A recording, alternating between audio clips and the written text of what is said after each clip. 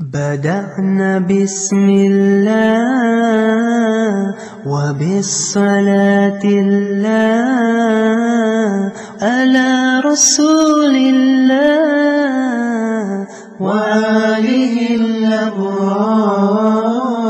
Begin with Bismillah and with Salat. Assalamu alaikum wa rahmatullahi wa barakatuhu. Bismillahirrahmanirrahim. Alhamdulillahi rabbil alamin. Alhamdulillahi wa kafa wa salamun ala ibadihi alladhina istafa amma ba'd. Qala Allahu ta'ala fil Qur'anil alim. Wa la taqul lahuma uffin wa la tanharhuma. Sadaqallahul alim. قال النبي صلى الله عليه وسلم الجنة تحت أقدام أمهاتكم أو كما قال عليه الصلاة والسلام. அளவற்ற அருளாளனும் நிகரற்ற அன்புடையோனுமாகிய ஏக இறைவனின் திருப்பெயரால் எனது சொற்பொழிவை ஆரம்பிக்கிறேன். அல்லாஹ் முதலில் மனிதனை மண்ணால் படைத்தான். அவர்கள்தான் நம்முடைய தாய் தந்தையர் ஆதம் அலைஹிஸ்ஸலாம் அவர்களும் ஹவ்வா அலைஹிஸ்ஸலாம் அவர்களும் ஆவார்கள். அவர்கள் மூலமாகத்தான் இப்பூ உலகில் மனித இனமே தோன்றியது. அல்லாஹ்விற்கும் அவனுடைய தூதர் நபி ஸல்லல்லாஹு அலைஹி வஸல்லம் அவர்களுக்கும் பிறகு பெற்றோர்களின் கடமைதான் முதன்மையானது. பிள்ளைகளின் பிறப்பிற்கு பெற்றோர்கள் தான் காரணமாக இருக்கின்றார்கள். பெற்றோர்களின் அன்பு பாச நிழலில் தான் குழந்தைகளாகிய நாம் வளர்கின்றோம். குழந்தை பருவம் முற்றிலும் பலவீனமானதாகவும் அறிவு தெளிவு அற்றதாகவும் ஆதரவையும் உதவியையும் நாடுவதாக உள்ளது.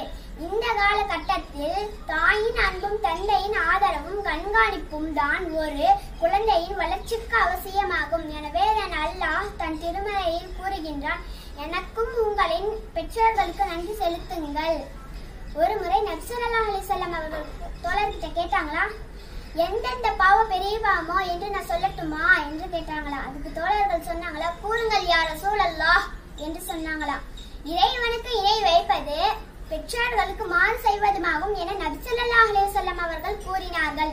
பெற்றோர்களின் வார்த்தைக்கு கீழ்ப்படி நடப்பது மரியாதையுடன் நடப்பது கடமையாகும். ஏனெனில் தாயின் காலடியில் அல்லாஹ் பிள்ளைகளுக்கு சுவனத்தை வைத்திருக்கிறான். இன்னும் தந்தையின் பொருத்தத்தில் தான் அல்லாஹின் பொருத்தம் இருக்கின்றது. எனவே நாம் பெற்றோர்களுக்கு எப்பொழுதும் சந்தோஷப்படுத்தும் விதமாக பிள்ளைகள் நடக்க வேண்டும். அவர்கள் முதுமையடைந்த நிலையில் அவர்களுக்கு பணிவிடைகள் செய்து அவர்களின் துஆவை பெற வேண்டும். அவர்களுக்கு சேவைகள் செய்து சலிப்படைந்து அவர்களை பார்த்து சீ என்று கூட சொல்லக்கூடாது. நபி ஸல்லல்லாஹு அலைஹி வஸல்லம் கூறினார்கள், ஒரு சமயம் 3 பேர் காட்டு வழியா போயிட்டு இருந்தாங்களாம். இரவு நேரம் புயல் மழையா ஏற்பட்டுச்சு. அப்ப அவங்க பக்கத்துல இருக்க ஒரு மலை குகையில போய் இருந்தாங்களாம். போன உடனே ஒரு பாறை மலை குகையில இருக்க அந்த வாசலை மூடிச்சா. பல விதமாக அவங்க பாறைய நவுத்தப்பட்டாங்களா, முடியலையா. 3 பேர் சேர்ந்து ஒரு முடியை செஞ்சாங்களாம். அல்லாஹ்விட அன்பு பெறதுக்காக நம்ம என்ன அமல செஞ்சோமோ அந்த அமலை வச்சு நம்ம துஆ செய்யலாம் என்று முடிவு செஞ்சாங்களாம்.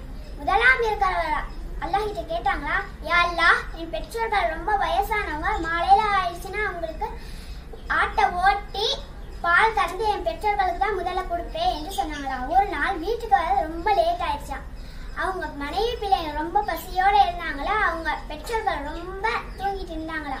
அவங்க வீட்டுல இருந்து பால் கறக்கிறதுக்குள்ள அவங்க தூங்கிட்டாங்களா. அவங்க வீட்டுக்கு வந்தோடனே அவங்க எழுப்பாம தலைமாட்டு பக்கத்திலேயே இருந்துட்டு இருந்தாங்களாம். இரவு நேரம் விடிஞ்சு காலையில பொழுது விடிஞ்சிருச்சா. காலையில விடிஞ்சோன்னு அவங்க எந்திரிச்சாங்களா. அவங்களுக்கு முதல்ல பாலை கொடுத்தாங்களா. அவங்க பாலை குடிச்சு முடிச்ச வாட்டி தான் மனைவி பிள்ளைகள் கொடுத்தாங்களா. இந்த நரசையில உனக்கு பிடிச்சிருந்துச்சுன்னா இந்த பாலையை நகைச்சுவாயாக என்று துஆ செஞ்சாங்களா.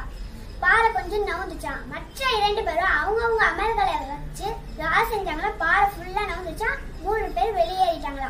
எனவே நாம் நம் பெற்றோர்களுக்கு பணிவிடை செய்து அவர்களின் வழிபற்றி நடந்த அவர்களின் துஆவை பேரு சொர்க்கம் செல்லக்கூடிய நற்பெற்றனை அல்லாஹ் நம் அனைவருக்கும் தந்தருள் புரிவானாக. ஆமீன் ஆமீன் யா ரப்பல் ஆலமீன்.